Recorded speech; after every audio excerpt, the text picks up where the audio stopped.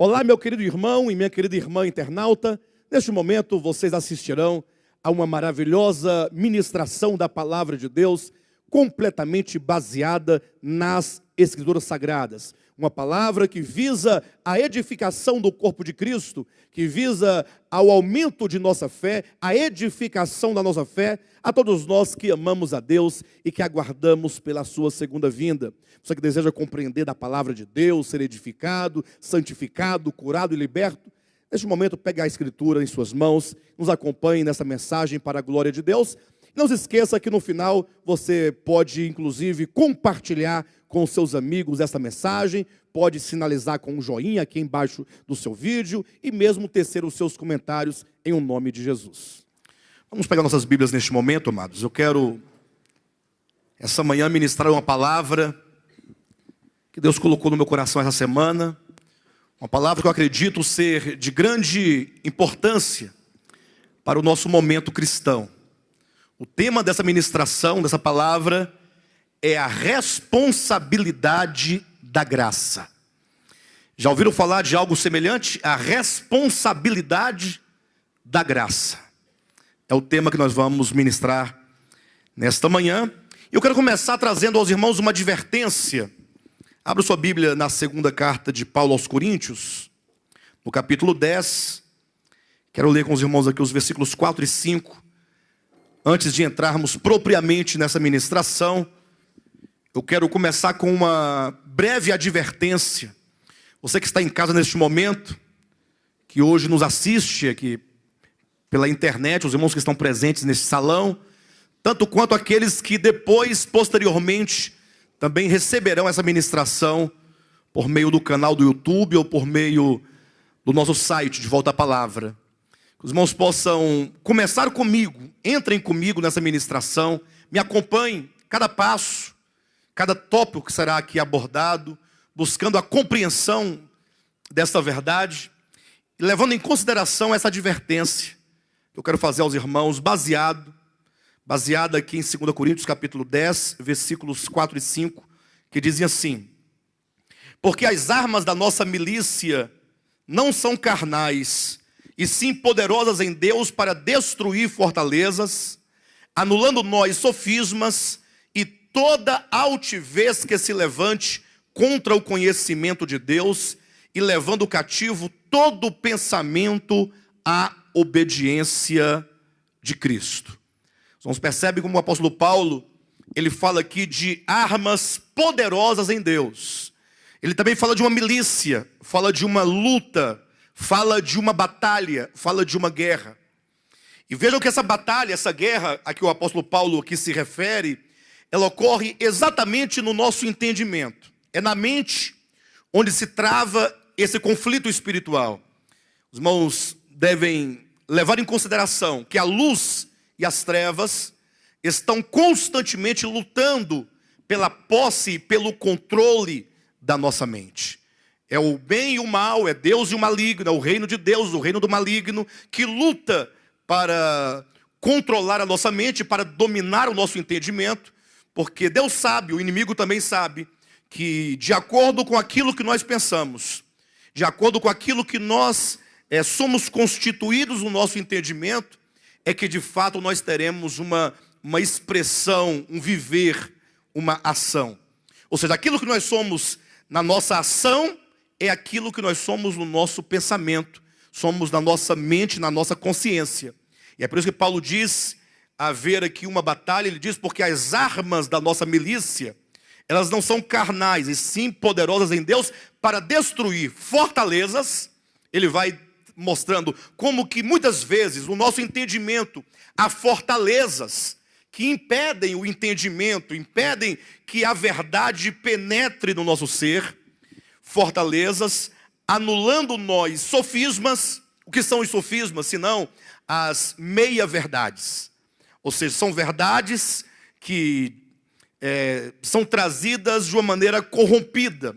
É possível que muitos de nós, ao apreendermos determinada verdade bíblica, uma verdade divina, com o tempo, essa verdade vai sendo misturada com um falso entendimento, e aquilo que era pura verdade acaba se tornando um sofisma, uma meia-verdade.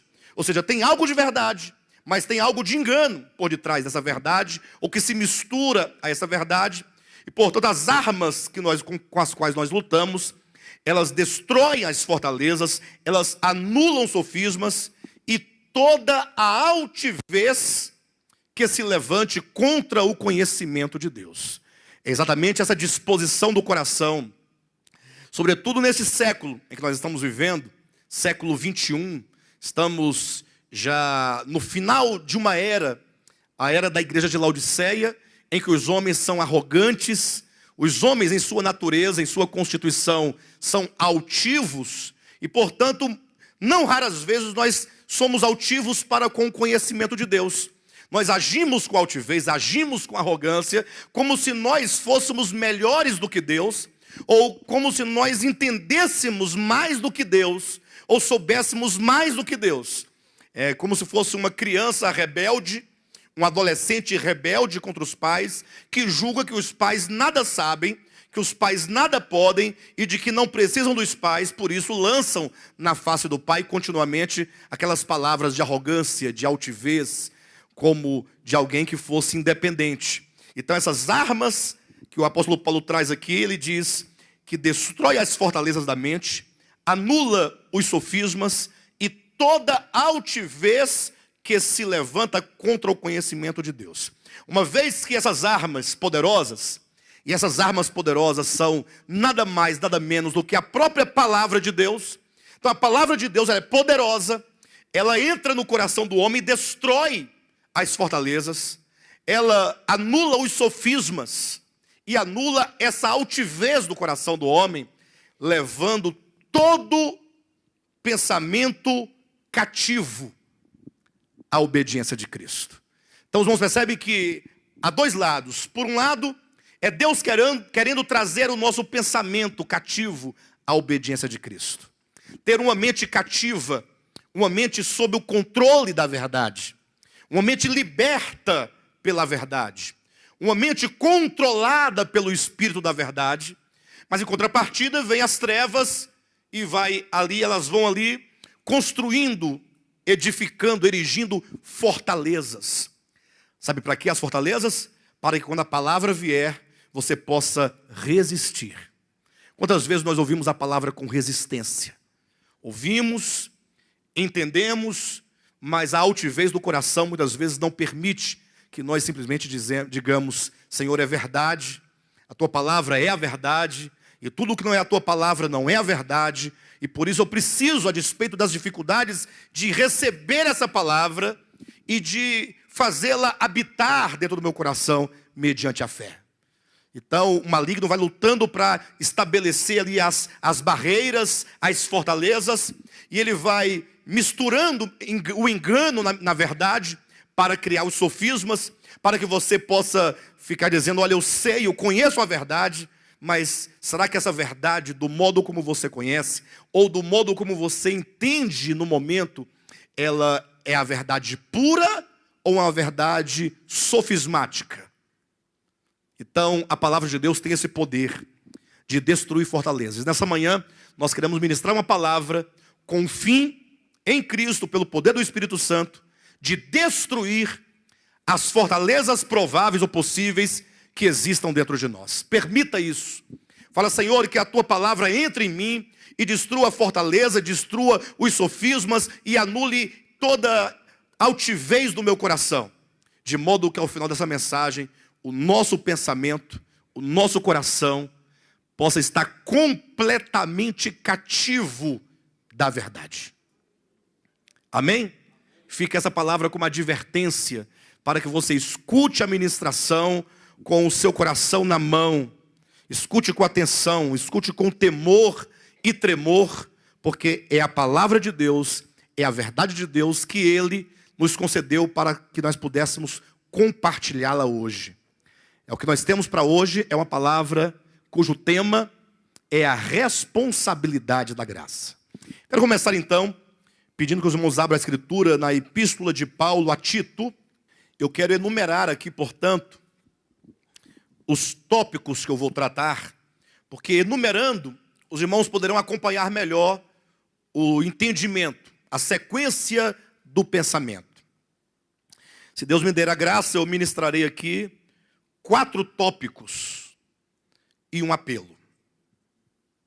O primeiro tópico fala sobre a disponibilidade da graça e os seus objetivos. Tito, capítulo 2, versículos de 11 ao 14. Veja a escritura. Porquanto a graça de Deus se manifestou salvadora a todos os homens. Vejam os irmãos como que a escritura é clara. O apóstolo Paulo estava dentro de um contexto, quando ele escreveu essa epístola, o contexto do primeiro século, que era exatamente o conflito entre os judeus e convertidos e os não judeus. De sorte que aquela ideia de que a graça de Deus, ou que o Messias, ou que o reino de Deus pertencessem única e exclusivamente aos judeus, estava sendo destruída. Este era um dos enganos, ou um dos sofismas que estava vigente na época do apóstolo Paulo, de que a graça era exclusiva, ou de que o reino de Deus era exclusivo, ou de que o Messias fosse exclusivo da nação de Israel. Aí vem o apóstolo Paulo, então, quebrando anulando esse sofisma, dizendo que a graça de Deus se manifestou salvadora a todos os homens. E quando nós falamos da graça de Deus, nós estamos falando exatamente do coração de Deus, do coração gracioso de Deus, do coração de Deus cheio de misericórdia, cheio de amor, cheio de compaixão, cheio de misericórdia, que se dá gratuitamente ao homem miserável. A graça de Deus, ela pressupõe que haja, de um lado, um ser completamente compassivo, amoroso, cheio de clemência, cheio de perdão, cheio de amor, e do outro, então, deve haver, certamente, aquele que é miserável e que nada pode fazer pela sua situação. Então, Deus derrama a sua graça, derrama o seu amor, derrama a sua bondade gratuitamente sobre o homem miserável, sem nada lhe cobrar. Até há um conceito muito tradicional que diz que a graça é um favor imerecido. Então, esse favor imerecido, porque é um favor divino, a favor daquele que não merece, daquele que não somente não merece, mas que não tem os meios de adquirir, ou de conquistar, ou de atrair para si essa graça. Então imagine vocês que quando Deus olha para nós, em nós mesmos, nós somos todos os homens desgraçados.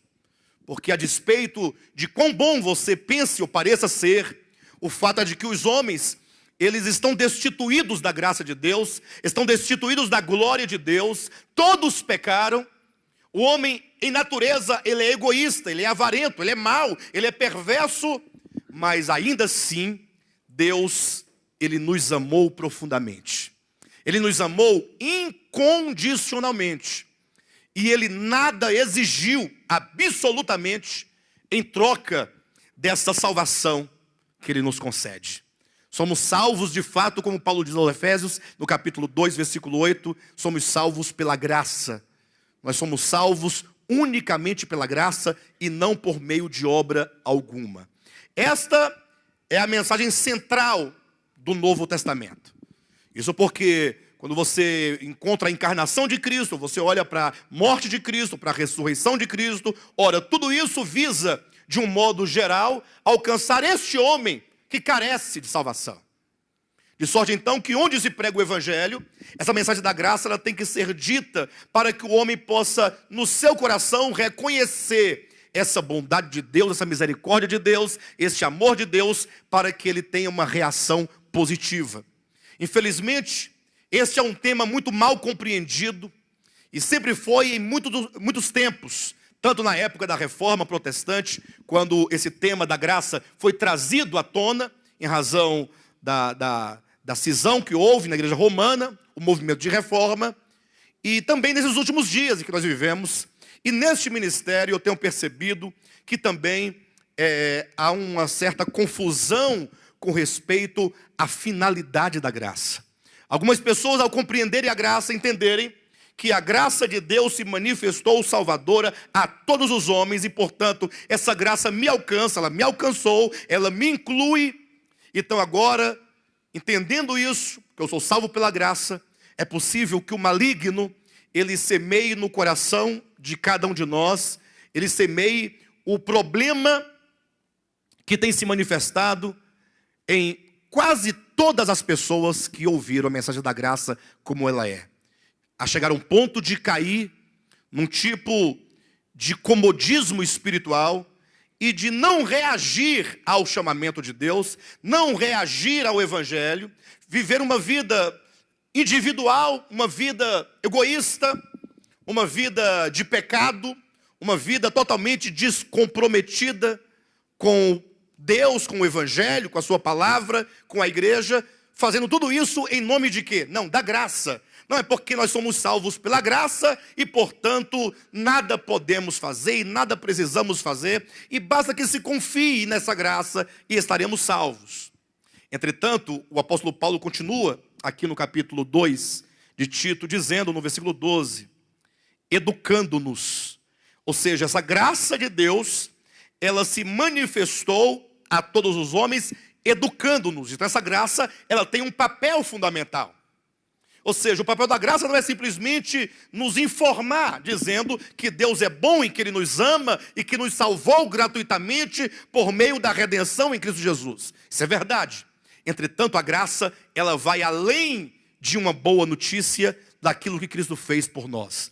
A graça traz uma mensagem daquilo que Cristo quer fazer em nós.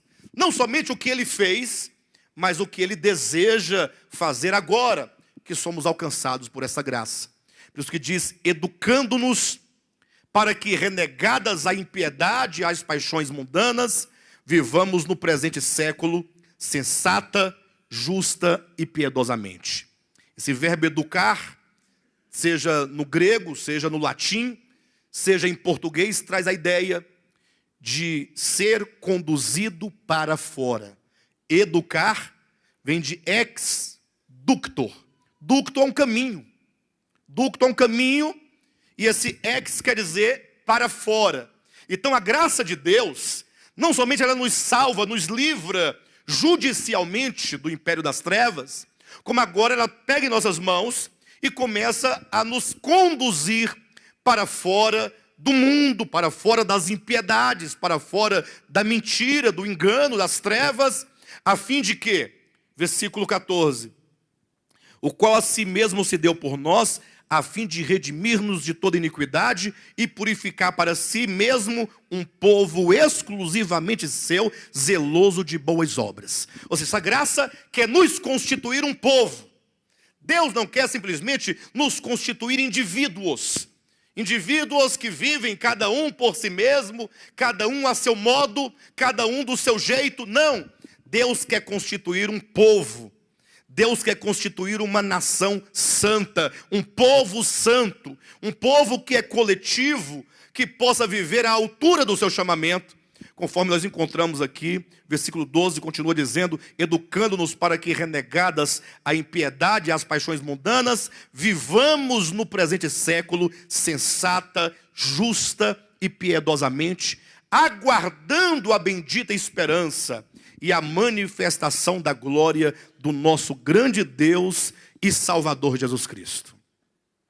Este texto para mim é um texto muito claro, em que explica essa universalidade da graça e o papel dessa graça, que é um papel salvador. A graça é uma graça salvadora. Nós temos que entender que a graça inicialmente ministrada a nós é aquela graça que fala de um aspecto judicial. Qual que é o aspecto judicial? Ora, nós tínhamos uma dívida e essa dívida foi paga por meio de Jesus Cristo. Nós somos salvos pela graça. Então, nada nos foi cobrado. Agora essa graça, ela continua a ser trabalhada em nós. A graça não para, não fica estagnada no aspecto daquilo que Deus fez por nós em Cristo, mas a graça, ela é dinâmica e ela continua a atuar e atuando no nosso ser, nos educando. Nós precisamos de ser educados, na verdade, para que nós sejamos libertos completamente de tudo aquilo que nos impede. Aqui é dito a impiedade, as paixões mundanas, a insensatez, a injustiça, a impiedade. Ou seja, sermos nós libertados dessas coisas, para que então possamos ser um povo que aguarda a segunda vinda de Cristo, que ama a segunda vinda de Cristo e que então agora vive neste aguardar, sendo aqui na terra, não no céu, mas aqui na terra, um povo exclusivamente de Deus, um povo zeloso, um povo de boas obras. Você sabe que quando o apóstolo Paulo fala sobre a graça, ele traz palavras como zeloso. Olha o versículo 14.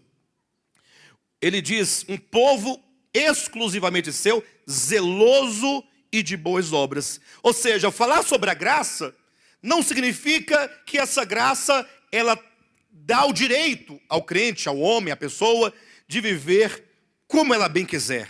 Não, ela, na verdade, quer nos transportar de um estágio de carnalidade espiritual para um estágio de crescimento espiritual. Isso é feito por meio da graça de Deus, mediante a palavra de Deus, que uma vez ministrada, vai nos clareando o entendimento e vai transformando, então, o nosso ser. Nós temos que ficar atentos com respeito a isso, porque quando nós lemos o Apocalipse, no capítulo 2, sobretudo, também o capítulo 3, nós temos ali as 7 igrejas. Os irmãos sabem que aquelas 7 igrejas, que estão ali as cartas às 7 igrejas, que é Éfeso, Esmirna, Pérgamo, Tiatira, Sardes, Filadélfia e Laodiceia, fala exatamente da condição e da história profética da igreja ao longo dos tempos. Se a primeira igreja do primeiro século era Éfeso, nós dos últimos dias somos Laodiceia. A igreja da Idade Média foi Tiatira. Ou seja, em cada tempo a Escritura nos coloca uma igreja profética para falar de uma condição do coração. E é interessante como que essas 7 cartas, em todas elas, ou na maioria delas, o que nós vamos encontrar? O próprio Jesus falando às igrejas. Ou seja, essas cartas que estão no capítulo 2 e no capítulo 3, são cartas assinadas por Jesus. Como que dissesse, quem escreveu Tito? Alguém diria, não, foi o apóstolo Paulo. Sim, mas ele foi inspirado pelo Espírito Santo. Sim, mas é uma carta de Paulo. Fala nessa carta o apóstolo Paulo, não é assim que diz? Paulo, apóstolo de Jesus Cristo, tal.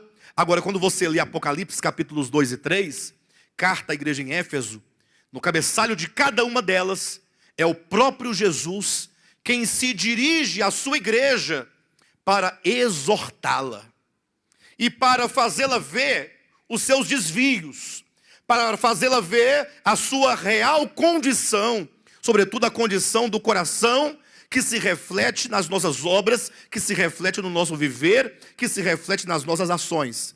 E há 2 textos, inclusive, um que está na igreja de Éfeso, a primeira carta, e o outro na última carta, que é Laodiceia, que é de extrema reprovação, a despeito da mensagem da graça. Eu nem diria a despeito da mensagem da graça, mas exatamente por causa dessa graça salvadora, é que nós vamos encontrar em Apocalipse capítulo 2, lá no versículo 5, quando o Senhor diz assim para a igreja de Éfeso, olha, lembra-te, pois, de onde caíste, arrepende-te, esse é o versículo 4, e volta à prática das primeiras obras.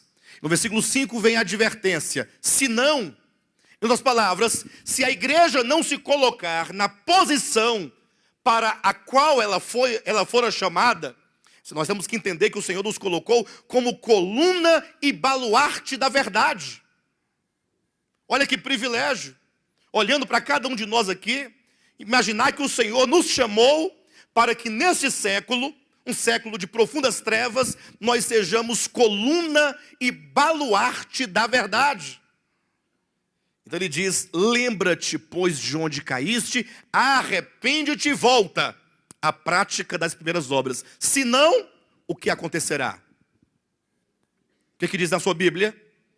O que diz a sua Bíblia? Senão, venho a ti e moverei do seu lugar o seu candeeiro, castiçal, candelabro. Olha o que o Senhor está dizendo. Irmãos, imagine vocês agora comigo, pense comigo por um momento. Deus tem uma obra muito grande em nossas vidas. Traz o seu coração para cá em nome de Jesus. Deus tem uma obra grande. Os irmãos, não sei quantos irmãos sabem, mas este ministério, ele nasceu muito antes de nós mesmos sabermos que ele já havia no coração de Deus. O Senhor nos preparou desde sempre para esta obra de ministério. Talvez o tempo não seria suficiente e nem nós temos o costume de dar extensos testemunhos de ordem pessoal. Mas eu estou convicto, estou claramente convicto de que quando o Senhor me chamou, Ele me chamou para uma grande obra em todo o mundo. E o Senhor trouxe cada um de vocês para se unir a este ministério, para que nós juntos pudéssemos cumprir com esta obra. Eu me recordo que desde a minha infância, o Senhor falava profundamente ao meu coração, e já colocava no coração um desejo profundo de levar a sua palavra a lugares muito distantes.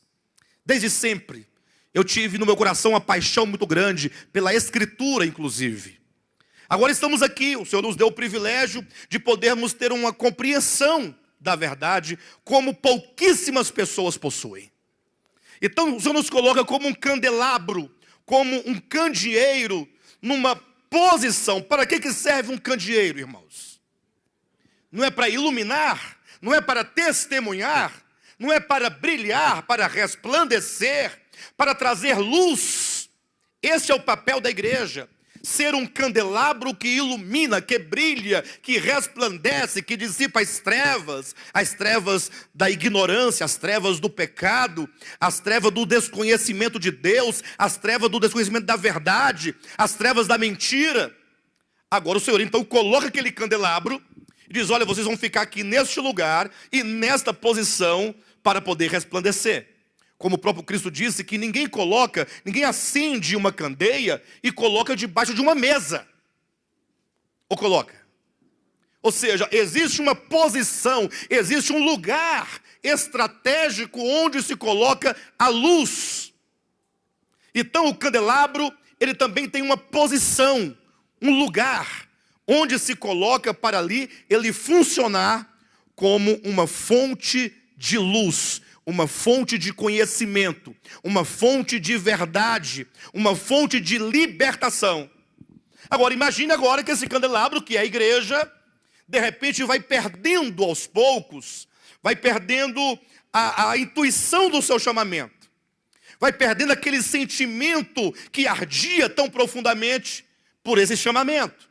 E as coisas vão ficando tão simples, e vão ficando tão normais, e vão perdendo o brilho. Eu, quando estive em São Paulo, eu fiquei profundamente tocado. Eu digo para os irmãos porque cheguei lá e encontrei um grupo pequeno de umas 30 pessoas, inicialmente. Se bem que havia uma média de 50 pessoas nos dias da conferência. Entretanto, assim, de início, logo tinha umas 15 a 20 pessoas que estavam ali já pronto para nos receber. Irmãos, mas quanta emoção.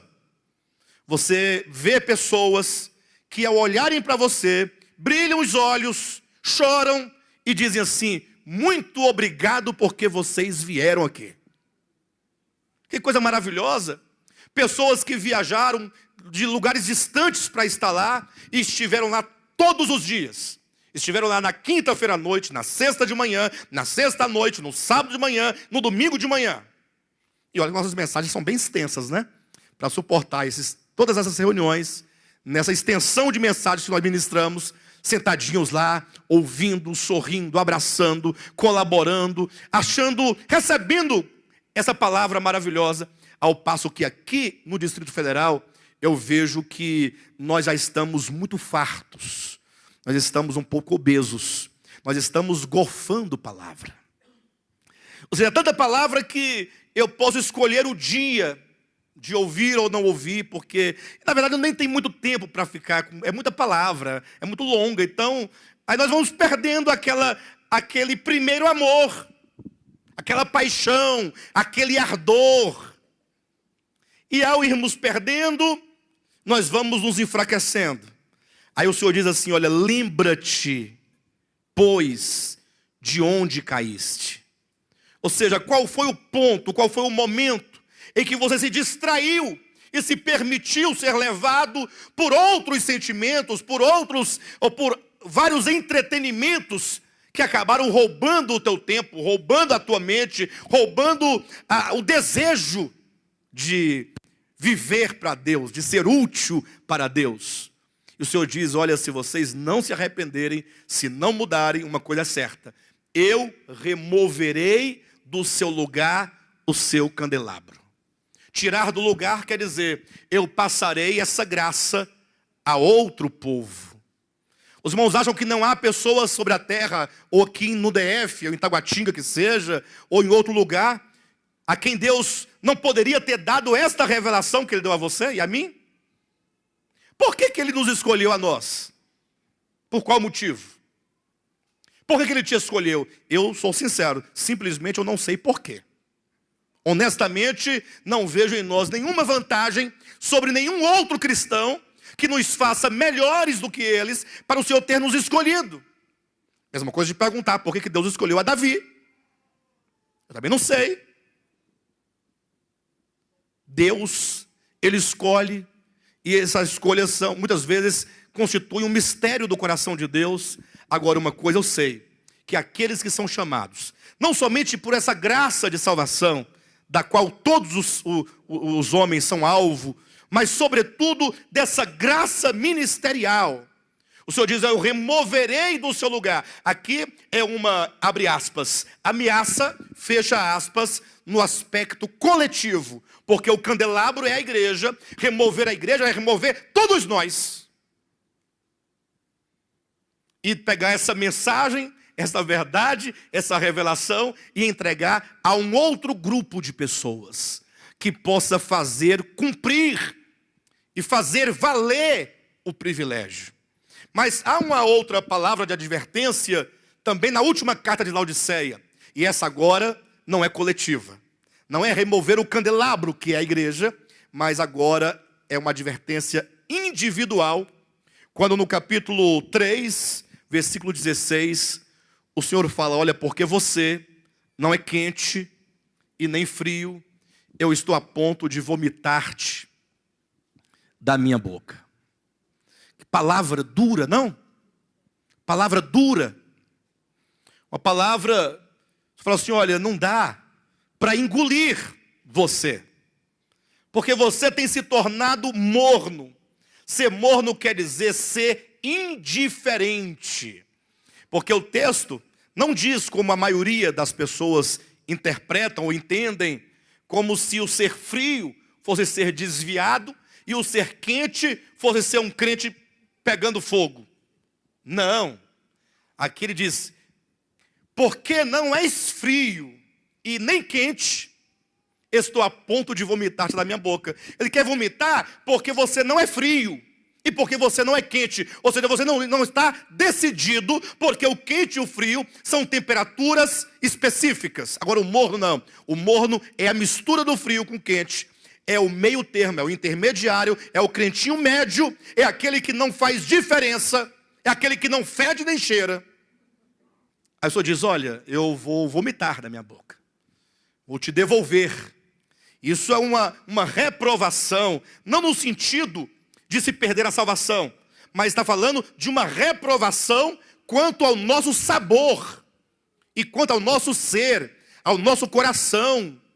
Então o Senhor nos adverte, Ele falou, olha, a graça, ela foi dada gratuitamente a todos os homens, agora ela nos educa, ela nos ensina, ela nos corrige, ela nos transforma, ela nos muda. E é preciso, portanto, que nós venhamos atentar para essa graça, atentar para saber em que ponto nós temos errado, ou nós temos não valorizado essa graça de Deus. Abra sua Bíblia em 1 Coríntios capítulo 3. Eu quero mostrar algo para os irmãos aqui nesse texto. Eu não quero que os irmãos tomem essa palavra como uma palavra coercitiva, como quem procura levar os irmãos a uma reação movida pelo medo, absolutamente. A Bíblia fala que no amor não tem medo, não há o medo. Essa palavra é uma palavra de conscientização daquilo que Deus nos tem dado. Para que você possa, inclusive, contemplar o seu próprio valor enquanto um servo de Deus, chamado por Ele, e que tem recebido um ministério tão abençoado. 1 Coríntios, no capítulo 3, do versículo 10 em diante, o apóstolo Paulo diz assim: olha, lancei, segundo a graça de Deus que me foi dada,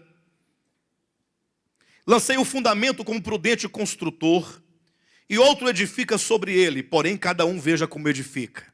Esse texto, amados, ele é um texto muito específico naquilo que ele quer dizer. Ainda que, apesar da sua especificidade, esse texto traz um princípio, o princípio das obras serem boas ou más. Entretanto, quando Paulo usa esse texto, ele o faz aplicando dentro de uma circunstância específica. Ou seja, é um fato que as nossas obras, no geral, elas podem ser de ouro, de prata, de pedras preciosas, de madeira, feno e palha, de um modo geral.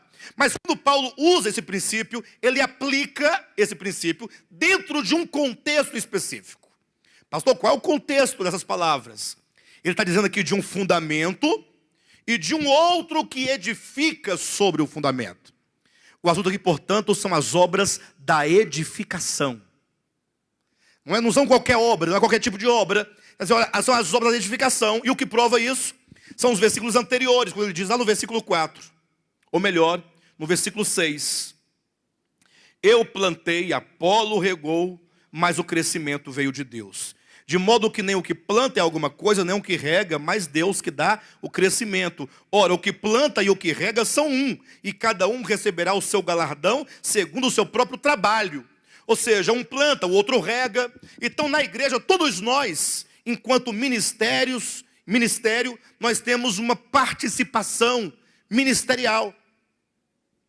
Haverá o galardão individual de cada um, e haverá o galardão por ministério, que nós estamos juntos, unidos e imbuídos de uma única incumbência.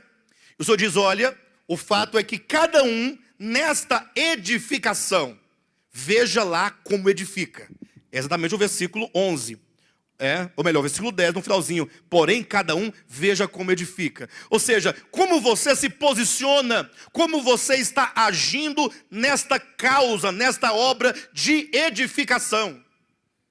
Há muitas pessoas que dizem, não, pastor, o congregar é algo de só menos importância. Essa semana mesmo, inclusive, eu ouvi alguém dizer que o congregar foi necessário no primeiro século. De lá para cá não é mais necessário congregar. É dispensável congregar, de sorte que a pessoa escolhe o congregar ou não. Se for bom, congrega. Se não for bom, você não precisa congregar. E a razão que essa pessoa justificou dizendo que foi necessário somente no primeiro século é porque ainda não tinha a Bíblia disponível. Ou seja, ele quis dizer que uma vez tendo a Escritura disponível, desde que você tenha a sua, você não precisa de mais ninguém. Você mesmo pode consultar. E aí ele disse ainda mais que, sobretudo nesse tempo da internet, pronto, aí você está em casa, porque agora você não tem necessidade de se deslocar, de sair. Para que isso? Se você pode por si mesmo, individualmente, sozinho, se alimentar por uma fonte, ou por muitas fontes que estão aí disponíveis. O fato é que a Bíblia fala de uma edificação mútua. Eu não entendo como se pode construir um edifício deixando um tijolo num lugar, o cimento no outro e a areia em outro lugar, sem mesclar, sem misturar. Há uma obra de Deus de edificação. Lógico, há níveis de edificação. Existe a edificação do corpo de Cristo, no seu aspecto místico, que é coletivo, que é geral, que é atemporal, inclusive, e alocal, porque nesse corpo místico, todos os santos, de todos os tempos, de todos os lugares estão sendo edificados. Agora, como é que Deus resolve o problema dessa necessidade de haver uma edificação de contato? Aí o Senhor estabeleceu as igrejas locais. As igrejas locais, elas são, na sua essência, a plenitude da igreja como um todo. Toda igreja local possui, em substância, a essência de todo o corpo de Cristo. Embora, em número, seja apenas uma representatividade. De sorte que o apóstolo Paulo traz aqui nesse capítulo é sobre a responsabilidade que o chamado, aquele que foi alcançado pela graça, ele tem diante da edificação coletiva e da edificação individual. De sorte que ele vai dizendo aqui, a partir do versículo 12, da maneira como nós podemos edificar. Ou seja, ele está chamando a atenção para mim, Alexandre, para Josué, para Paulo, para Vera, Vladimir, Adriana, para o irmão José, para o irmão fulano, Beltrano, irmã Júlia, irmã Raimunda, irmã Silvia, Israel, Gil, cada um de nós, eu poderia falar o nome de cada um dos irmãos que estão aqui, ou de todos que não estão aqui também. A verdade é, o fundamento está lançado. Agora, e nós que estamos sobre este fundamento? Você está sobre o fundamento que é Cristo? Glória a Deus por isso. Esse fundamento é pura graça de Deus. Não merecemos estar nesse fundamento. Agora, o fato é que nós fomos colocados sobre o fundamento para edificar. Você se dá o direito de falar assim, não, pastor, eu estou no fundamento, mas eu não quero edificar. Eu não quero edificar. Eu quero apenas estar no fundamento, usufruir do benefício do fundamento, ter a garantia do fundamento, ter a sustentação do fundamento, ter a segurança do fundamento, mas eu não quero edificar. Você se dá a esse direito de falar isso? Qual é o cristão que diz isso? Não, pastor, eu gosto muito do fundamento, maravilha, dou graças a Deus por isso, mas eu não quero edificar. O fato é que todos nós edificamos, porque o próprio não edificar é um tipo de edificar. O não edificar já é você edificar com madeira, feno e palha, porque é tudo aquilo que procede do homem caído, procede do homem natural, procede da alma humana. Agora, há uma maneira de edificar com ouro, prata e pedras preciosas. O certo é o seguinte, é que porque nós recebemos a graça de Deus, e porque então nós fomos alcançados por essa graça, é que todos nós um dia teremos de passar pelo tribunal de Cristo, todos nós. E isso é muita graça, porque se você não estivesse no tribunal de Cristo, você ia parar em outro tribunal. E aí seria o tribunal do trono branco, ou que fosse lá das nações, lá do trono de glória. Mas que privilégio é poder estar no tribunal de Cristo, um tribunal familiar. Ou seja, a graça, ela não nos isenta de responsabilidade de ter recebido a própria graça. A graça nos responsabiliza, no sentido de, olha o teu privilégio. Olha como que Deus é maravilhoso, tem esse privilégio, o que você faz desse privilégio?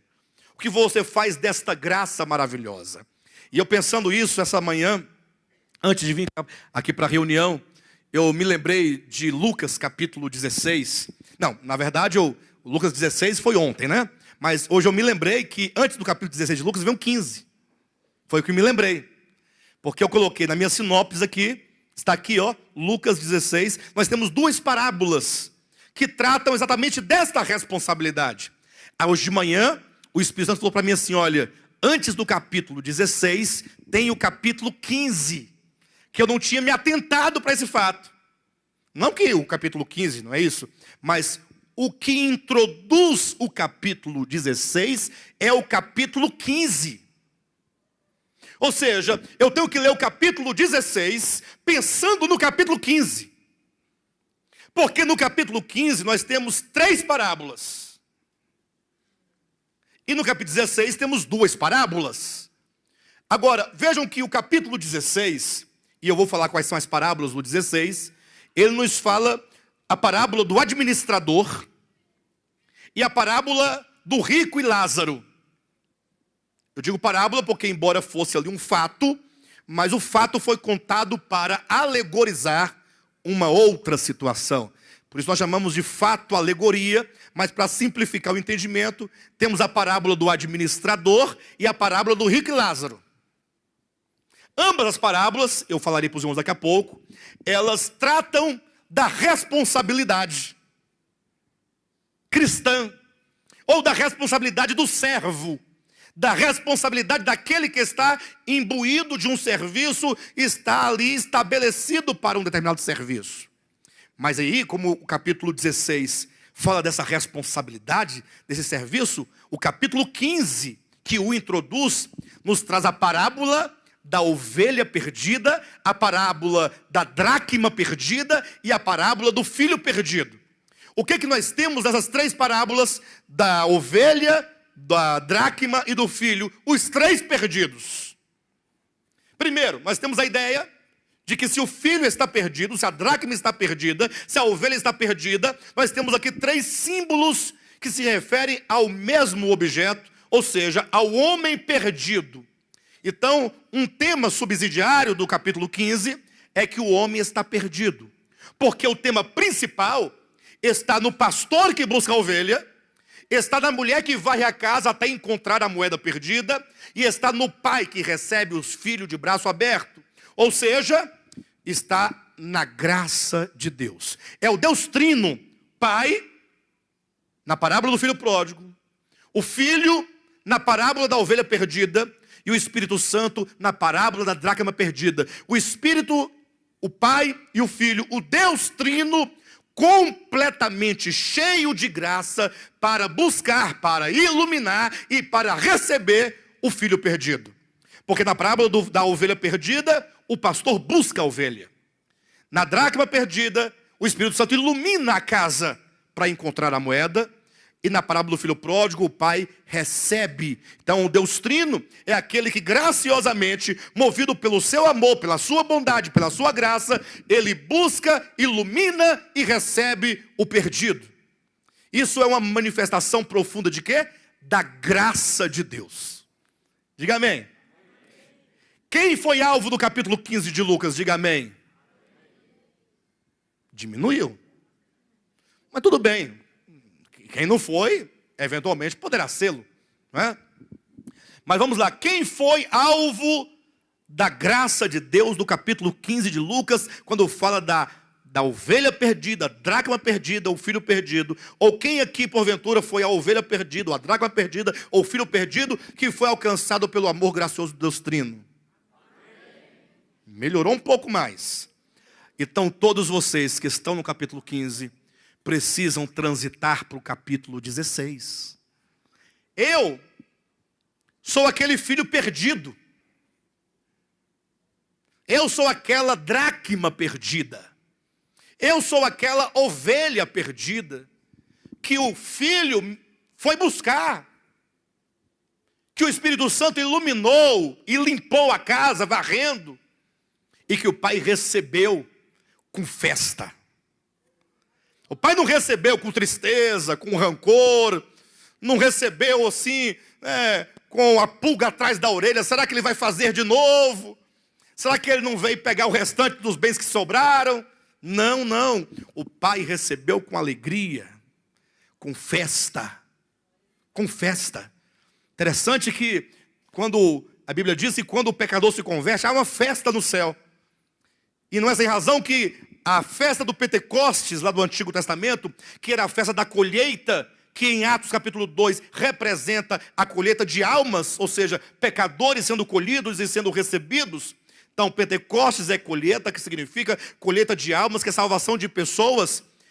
O Pentecostes era feito com uma festa, de comer e beber e dançar. Então, a festa está sempre vinculada à salvação do homem. Quando essa graça alcança o homem ele é trazido de volta a Deus, há uma festa, há uma alegria. Então, todos esses que experimentaram essa graça precisam transitar para o capítulo seguinte de Lucas, que é o capítulo 16. Aí lá vai falar sobre um tal de administrador. E vai falar de um tal de um rico. Eu quero enfatizar o administrador da primeira parábola, os irmãos podem ler em casa, e o rico da segunda parábola. O que diz do administrador? Olha, ele era um gerente dos bens do seu senhor, um homem muito rico, que tinha uma grande empresa, vamos colocar nesses termos. E aquele homem então colocou ali um administrador para cuidar das suas finanças, dos seus bens, das suas contas. Veja como que Lucas coloca, sabiamente, tão logo a ovelha é encontrada, Tão logo a moeda é encontrada, o filho pródigo é resgatado, agora nos coloca o apóstolo no cenário do serviço. Administradores. Pastor, eu sou o administrador ou sou a ovelha?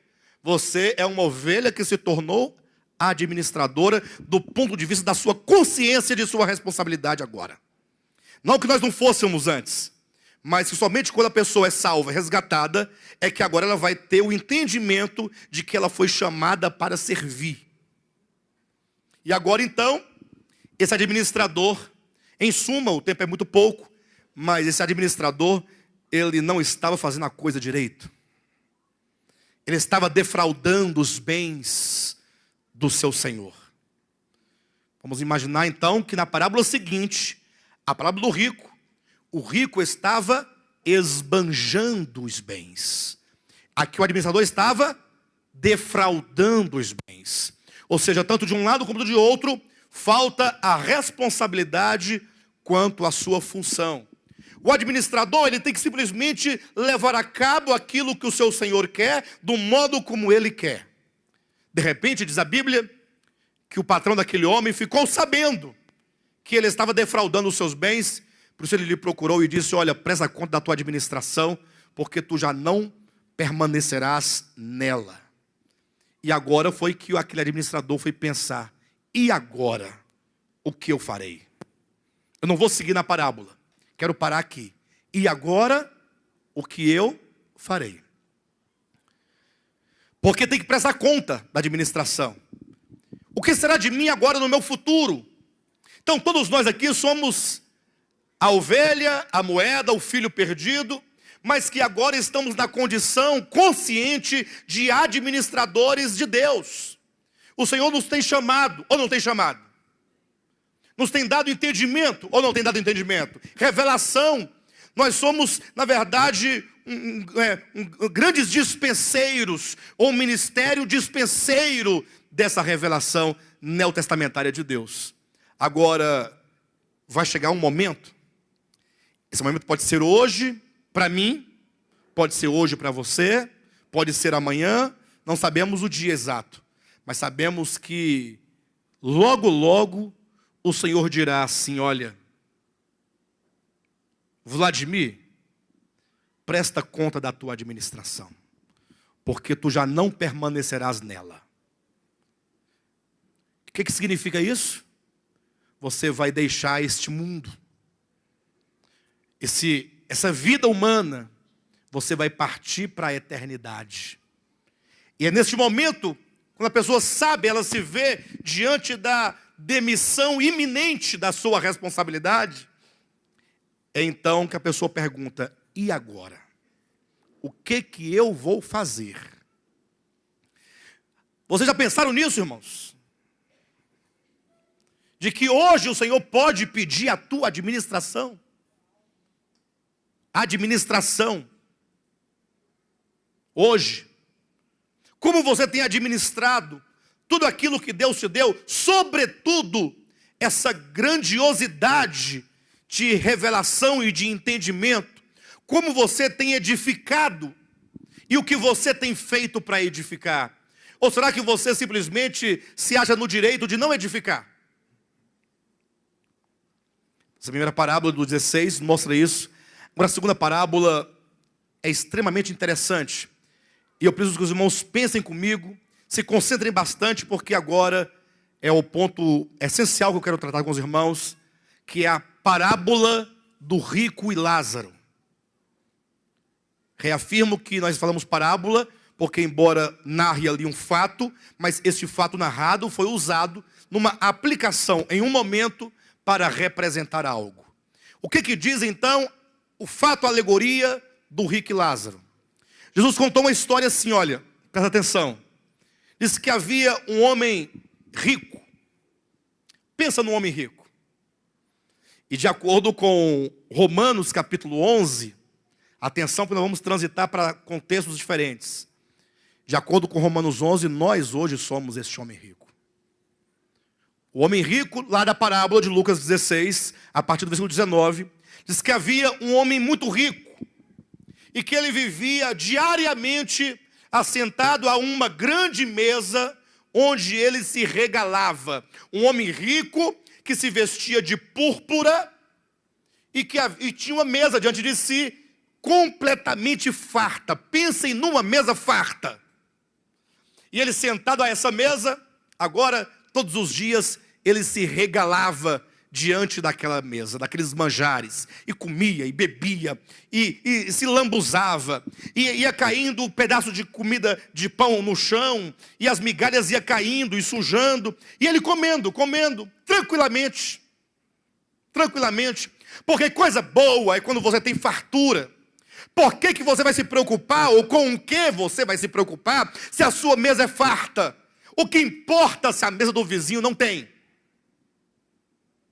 Estava lá o homem rico, tinha muito dinheiro, tinha muita fartura.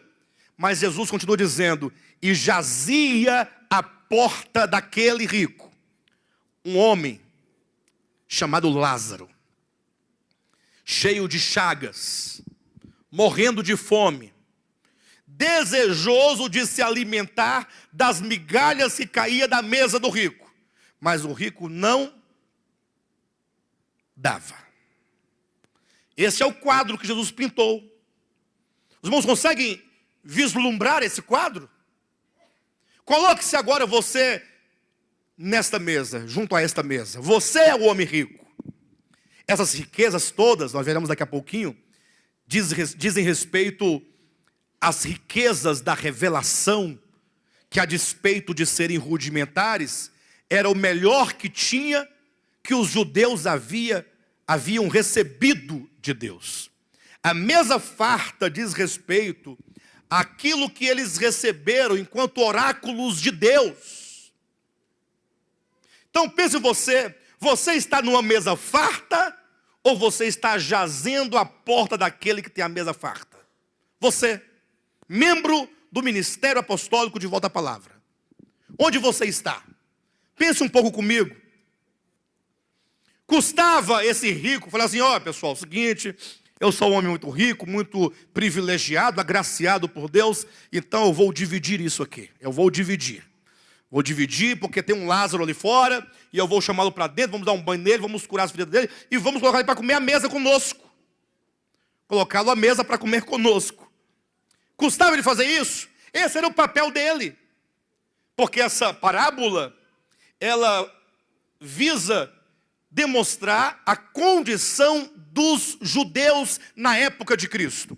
Os judeus da época de Cristo, enquanto uma nação separada, uma nação que fora liberta do Egito, que recebeu a lei e os profetas, que foram constituídos os oráculos divinos, eles tinham o dever, Israel tinha o papel, a responsabilidade de compartilhar o evangelho com o mundo. E eu pergunto, eles compartilharam? Não, eles se acomodaram. Ficaram vivendo a sua vidinha no templo, nas suas festas, nos seus sábados, nos seus sacrifícios, nos seus louvores. E o povo gentil, que aproximava-se do templo, logo deve ter aparecido lá um sumo sacerdote, daqueles velhos, e viu que os gentios estavam se aproximando muito do templo, de sorte que mandaram fazer agora um muro, chamado o pátio dos gentios. Os gentios é do muro para lá, para cá não. Aí ficaram lá os gentios do muro para lá, como jazia o Lázaro olhando para a mesa do rico. O fato é que o povo de Israel tinha uma mesa farta. E olha o que a Bíblia diz sobre essa mesa. Abre sua Bíblia em Romanos capítulo 11. Sobre essa mesa, que lá na parábola representa as riquezas que o povo de Israel tinha então. Capítulo 11, versículo 9. Davi falando acerca da condição de Israel. Atenção, Davi falando acerca do privilégio de Israel. E diz Davi, torne-se-lhes a mesa em laço e armadilha, em tropeço e punição. Mas que coisa interessante, torne-se-lhes a mesa em laço. Em laço. Ou seja, a mesa é um lugar agradável de se estar. Porque quem está à mesa está se alimentando, está reunido, está em comunhão, está em harmonia, está sendo suprido. Mas como que uma mesa, um símbolo tão bonito de comunhão, de prosperidade, pode eventualmente se tornar um laço, uma armadilha para fazer de você uma presa? Olha, o que Davi diz profeticamente, exatamente isso. Essa mesa, porque o capítulo 11 fala aqui da condição do povo de Israel, como que quando o Messias veio, eles acabaram matando o Messias. Ou seja, a mesa que representa os oráculos divinos que lhes foram dados exclusivamente ao povo de Israel, para eles compartilharem com o mundo, tornou-se para eles um laço. Toda vez que você recebe algo de Deus, quando você não compartilha, aquilo que você deixou de compartilhar se torna para você um laço. Porque você agora deixa de cumprir a vontade de Deus.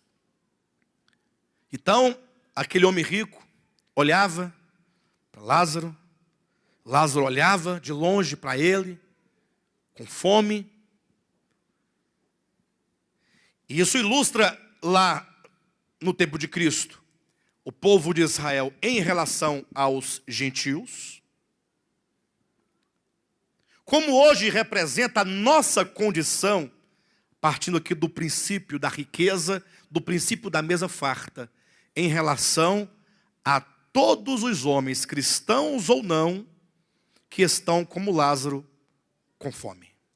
Com fome do evangelho, da palavra pura, palavra libertadora. Nós temos uma responsabilidade, igreja.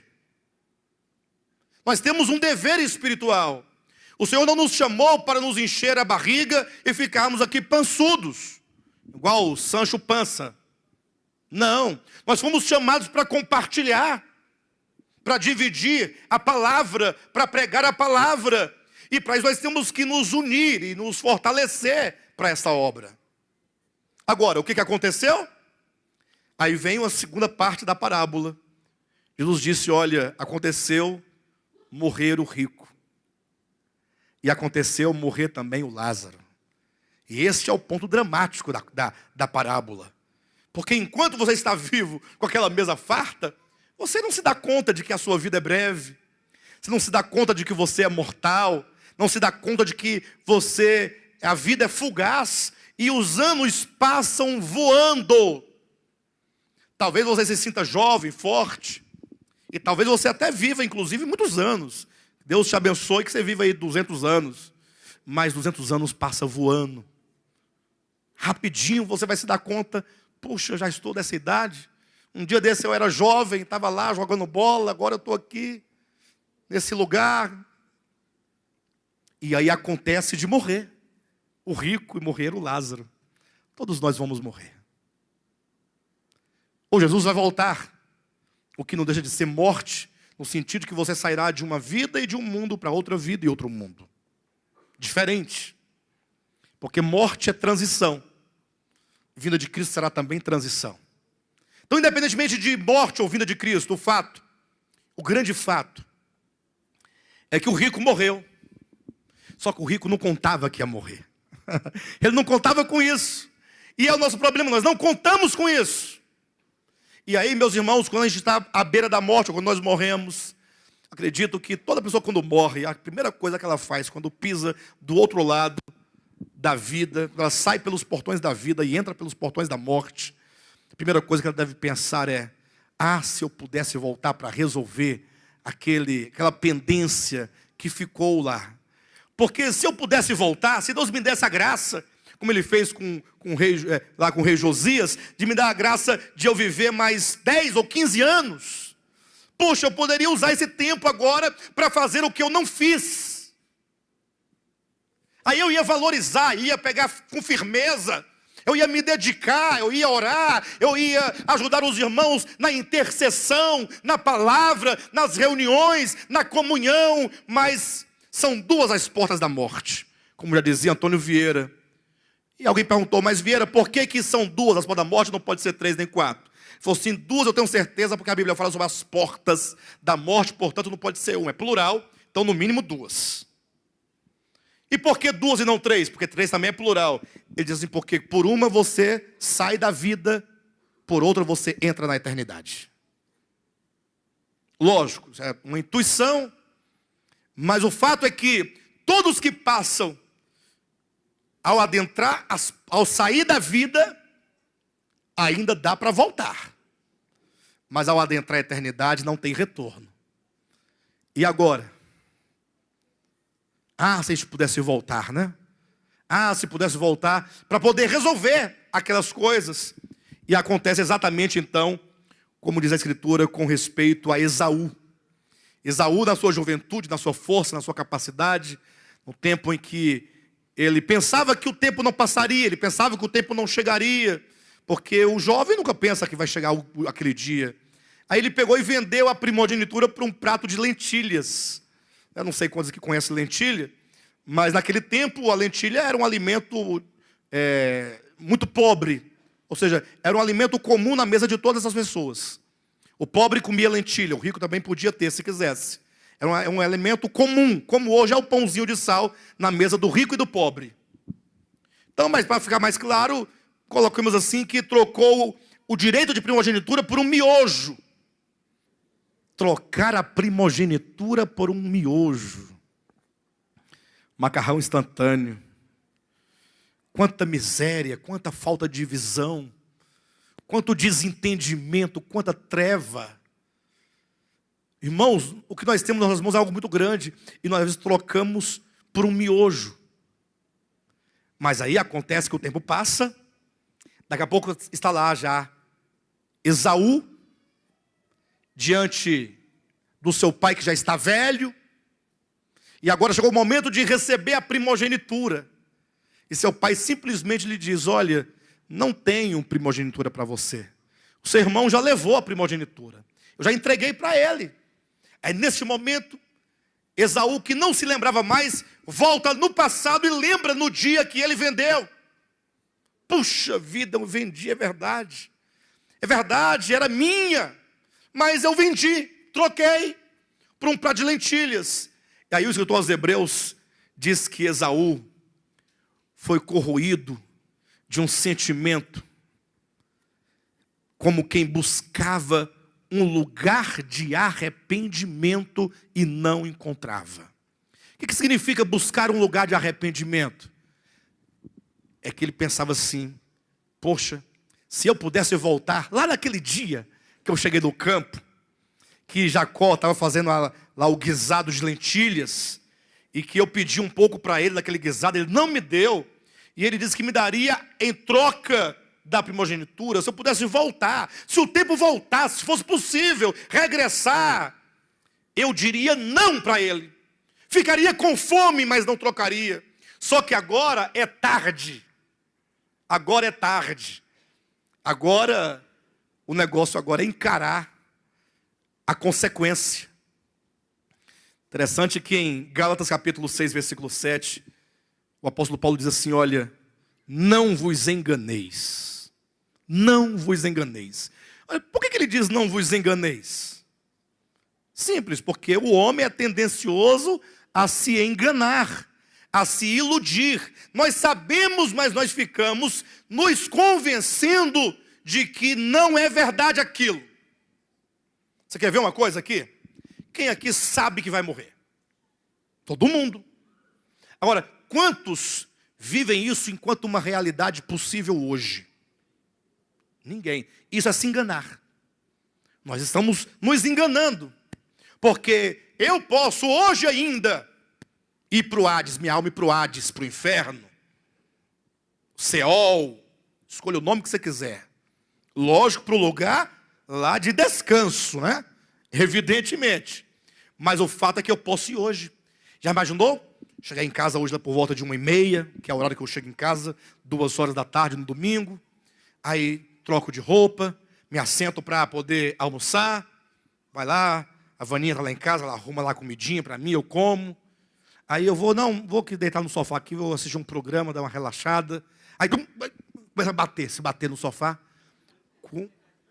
1 minuto depois, está lá aquele corpão lá estirado, já se esfriando. Corre, chama o Joel. Eu vi o Joel aqui hoje, ele está aqui, o Joel está aqui hoje. Está lá. Chama o Joel, pelo amor de Deus. Porque o Joel, pastor, por causa que ele trabalha em funerária. Estou mentindo, Joel? Ele é funerário. Corre para trazer o caixão, pegar o corpo. Aí alguém adverte, morreu em casa, não pode retirar. Tem que chamar a polícia civil. Chama o Ademar, para poder fazer todo o processo, para depois retirar o corpo, já está morto. Depois está lá aquele cadáver lá de barba, com as calvas largas. Na segunda-feira, está lá os irmãos tudo. E os curiosos. Era aquele barbudo, Deixa eu ver. Nem parece com ele. Aí o do lado fala assim, é porque quando a alma sai, perde a afeição. Aí não dá para reconhecer o morto, mas é ele mesmo. É ele. Aí olha assim, não parece não. Tá feio. Aí vem um crente e fala assim, deve ter morrido em pecado. Cada um tem uma coisa para falar do morto. Isso não é possível ou não é possível? Tomara que não seja. Ou que não aconteça. Mas pode ser qualquer um de nós aqui. Só que nós não contamos com isso. Se tem um dia que eu não vou morrer hoje, isso eu sei. Eu sei que eu não vou morrer hoje. Vocês não sabem, não? Você vai morrer hoje? Meu irmão, se você estivesse esperando isso, ou pelo menos vendo a viabilidade, a possibilidade disso ocorrer, sua vida mudaria rapidamente. Então, quando Paulo diz, olha, não vos enganeis, é porque o homem fica se enganando. O homem fica se iludindo. Paulo continua, de Deus não se zomba. Ah, Paulo, então eu estou fora, porque eu não estou zombando de Deus. Nunca zombei. Quem vai zombar de Deus? Está louco? Só uma pessoa maluca vai zombar de Deus. Mas é possível que alguém zombe de Deus, sabe quando? Aí continua o texto. Pois aquilo que o homem semear, isso também ceifará. Onde é que está o engano aqui? É porque nós pensamos que nós nunca vamos colher. Nós semeamos tantas coisas, achando que nunca vai dar nada. Ou seja, nós vivemos de uma maneira inconsequente, sobretudo com respeito à causa de Deus, à obra de Deus, o evangelho de Deus. Nós temos que pensar nisso. Por isso que lá no texto lá do administrador infiel, Jesus chegou a fazer um elogio, ou pelo menos o administrador, salvo engano, não me recordo exatamente, mas foi Jesus que disse, porque os filhos das trevas são mais hábeis do que os filhos da luz. Por quê? Porque aquele homem procedeu de maneira sábia. É como Jesus dissesse, quando se trata das coisas do mundo, você é sábio, você é esperto. Não é não? Quer ver uma coisa, como nós somos espertos? Quem aqui... Não vou, ninguém vai falar também não, senão não é mais. Você sabe, se você não está preocupado com a sua aposentadoria, você não está pensando, poxa, logo, aí a gente vê rapidinho, daqui a tantos anos eu vou estar velho. Tem que parar de trabalhar, descansar. Então eu tenho que ver meu INSS, e eu tenho que ver uma previdência privada. Eu tenho que resolver minha vida. Não, se eu construir primeiro um prédiozinho, né, com 2 ou 3 kitnets, eu estou seguro. Isso é sabedoria. Você está pensando no seu futuro, mas você não pensa no seu futuro na eternidade. Aí é tolice. Porque você acha que você vai semear, e não vai dar nada. Se brincar, você pensa, bobagem, morreu, acabou. Tem nada do outro lado. Tem um vazio, inconsciência completa. Vai contando com isso. De todo modo, morreu o rico e morreu o Lázaro. Só que aí, é nesse momento da morte que as coisas mudaram. Porque o rico, que estava numa mesa farta, foi para um lugar de fogo. E aquele que estava no fogo da provação foi para a mesa com Abraão, no seio de Abraão. E aí o texto é muito claro quando mostra que as condições se inverteram. Aquele que outrora se regalava numa mesa farta, está agora num fogo sendo consumido. E aquele que estava sendo consumido pelo fogo da provação, Lázaro não estava ou não estava? Agora estava no seio de Abraão. Como o próprio Jesus falou, que muitos virão do ocidente ou do oriente e se assentarão à mesa com Abraão, a mesa. Olha a mesa aqui de novo, aqui, ó. Ou seja, houve uma mudança, houve uma transferência, porque o povo de Israel não cumpriu o seu papel, a sua missão de iluminar o mundo. Hoje eles estão no fogo da provação. Israel já esteve numa mesa farta. Hoje podem olhar, vejam os noticiários, e isso vai ficar até por ocasião, então, da grande tribulação. Eles estão hoje no fogo da provação. Aquele fogo lá do Hades, que o texto menciona, parabolicamente deve ser entendido para demonstrar que outrora os judeus eram um homem rico, numa condição boa, e que tendo ouvido Cristo, eles desprezado Cristo e matado Cristo, a situação se inverteu. Eles agora estão no fogo da provação. E os gentios, representados pelo Lázaro, que outrora estava na miséria, porque, como diz Efésios capítulo 2, a partir do versículo 11, estava sem Deus no mundo, estava fora das alianças, estava destituído, longe das promessas, longe de tudo, agora estão à mesa farta do Evangelho. Olha que maravilha. Então, os gentios que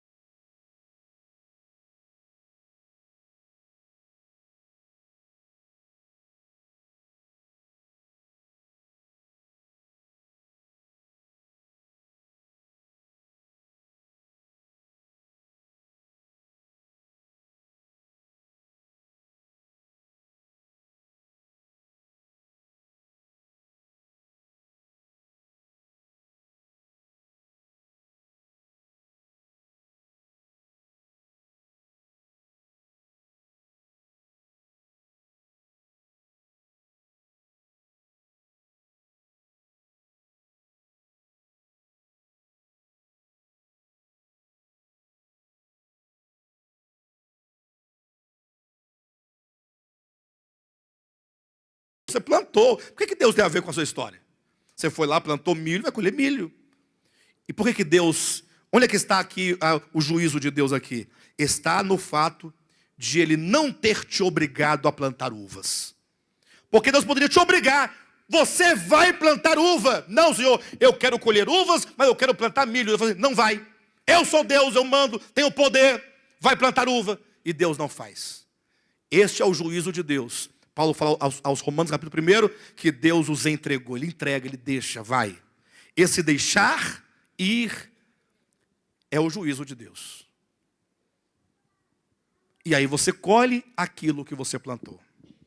De sorte, então, que agora, olhando para a nossa experiência, nós hoje estamos no lugar daquele rico, com a mesa farta.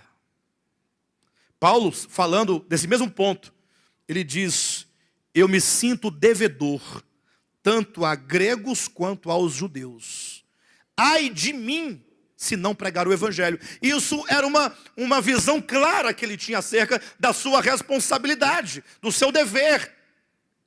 De sorte, amados, que eu quero convidar os irmãos a reagirem diante dessa mensagem, a não permitir que esse ministério tão abençoado, que tem abençoado tantas pessoas, que tem iluminado tanta gente, que esse ministério ele caia na mesmice, ele caia na indiferença, e ele acabe por se tornar um ministério qualquer que se reúne aos domingos, para ficarem se gloriando daquilo que estão recebendo.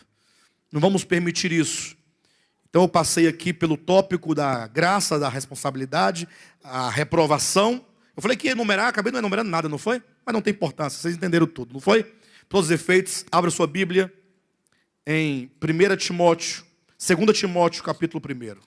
O importante é que eu percorri os pontos que eu gostaria de percorrer. 2 Timóteo, capítulo 1. Quero usar essas palavras do apóstolo Paulo aqui como o meu apelo à igreja. Essa mensagem será ouvida e assistida por muita gente. Muitas pessoas vão assistir a essa mensagem. Eu tenho certeza absoluta disso. E muitos que não estão aqui estão ouvindo essa mensagem também em casa. Então eu quero tomar essas palavras do apóstolo Paulo em 2 Timóteo, capítulo 1, a partir do versículo 6, como um apelo a cada um dos irmãos. Não um apelo apelativo, não, mas um apelo consciente, que toca o coração, que toca o entendimento. Por esta razão, pois, te admoesto que reavives o dom de Deus que há em ti, pela imposição das minhas mãos. Porque Deus não nos tem dado espírito de covardia, mas de poder, de amor e de moderação. Não te envergonhes, portanto, do testemunho de nosso Senhor, nem do seu encarcerado, que sou eu. Pelo contrário, participa comigo dos sofrimentos a favor do Evangelho, segundo o poder de Deus. Amém? Receba as palavras como encorajamento, como apelo. Não te envergonhes. Alguém fala, não, pastor, mas eu não me envergonho não. Eu não tenho vergonha não. É porque a questão aqui é que, muitas vezes, nós nos acovardamos. Envergonhar-se é uma das formas de nos acovardarmos.